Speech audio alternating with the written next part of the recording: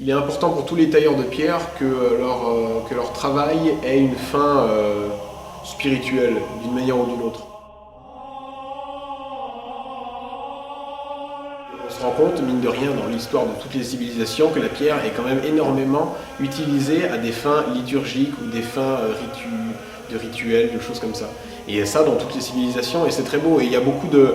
Tous les tailleurs de pierre ont un peu cette sensibilité-là, ou espèrent que leur pierre sera utilisée pour... comment dire, à une fin qui soit pas strictement utilitaire, mais qu'il puisse y avoir un peu d'élévation, quoi.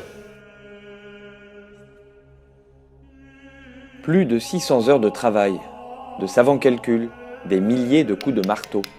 Des étapes méticuleuses qui font naître sous nos yeux l'autel de l'église du couvent Saint-Thomas. Il est encore en fabrication et sa conception est le fruit d'une double rencontre. La rencontre d'un apprenti compagnon tailleur de pierre avec le Christ, puis avec les frères pour lesquels il a choisi de travailler à l'occasion de son travail de réception, étape obligatoire pour devenir compagnon.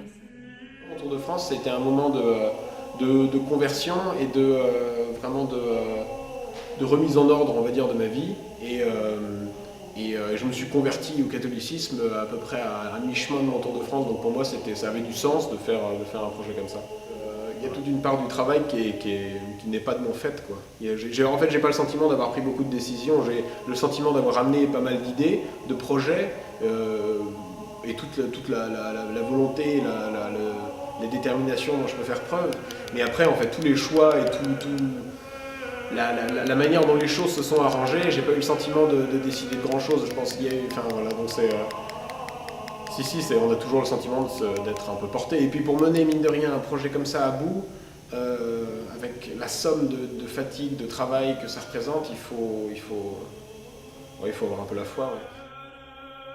La fraternité Saint-Vincent-Ferrier visitait l'atelier où l'autel, qui rappellera le sacrifice ultime du Fils de Dieu, est confectionné. Il reste à régler quelques détails décoratifs qui viennent embellir les prières. L'essentiel des symboles ont quant à eux déjà été décidés. De chaque côté de l'autel, vous avez un monogramme qui est d'une part consacré à la Sainte Vierge pour cet autel-là, parce que cet autel est consacré est dédié au couronnement de la Sainte Vierge, et de l'autre côté à Saint-Dominique. Donc vous avez un AM et un SD de l'autre côté, et ils sont réalisés en laiton martelé, qui va ensuite être brossé pour retrouver une couleur brillante du laiton. Et toute la complexité du travail est d'arriver à incruster un motif comme ça sur une surface qui est bombée.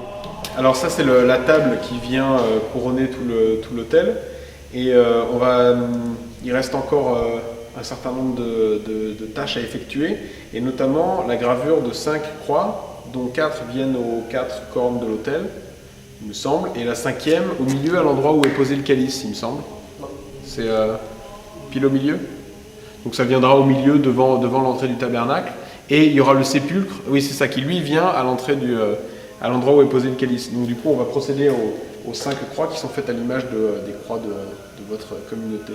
Une fois que tout le tabernacle et que les gradins seront réalisés, il faudra l'encastrer de 2 cm dans toute la pierre, c'est-à-dire défoncer la pierre de 2 cm d'épaisseur pour que vraiment une platine soit fixée dans le fond de toute la saignée et qu'on puisse fixer par le dessous toute la structure du tabernacle. Toute la création du tabernacle et de l'autel qui vont venir par-dessus l'autel. Et les deux projets ont vraiment été créés en symbiose. Pierre fait tout ça bénévolement et il va faire un travail magnifique qui va être en laiton avec différentes textures, comme dans le même esprit que ce que j'ai pu développer sur mon autel, mais avec du laiton, une frise en bronze pour former les différentes arcatures, et au sein duquel je vais venir intégrer de l'habillage en marbre, du marbre que vous avez tiré de vos fondations lorsque vous avez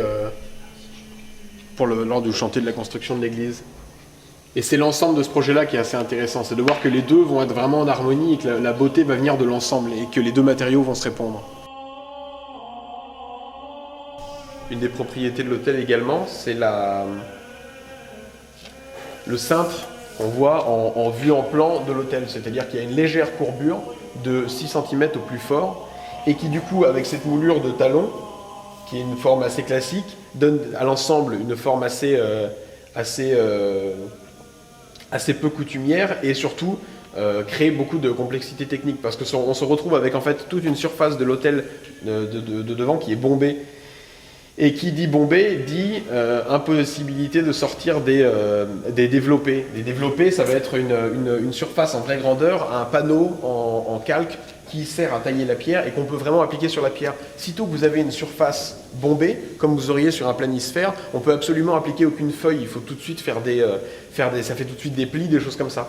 Et donc, ça nécessite de procéder autrement. Et donc, ça a été un peu aussi tout l'enjeu du travail et toutes les difficultés pour arriver à avoir différents nus, différentes finitions dans une surface comme ça. Ce qu'on vit chez les compagnons, c'est absolument pas une simple formation professionnelle. Si c'était simplement ça, eh ben, on irait dans d'autres formations qui existent.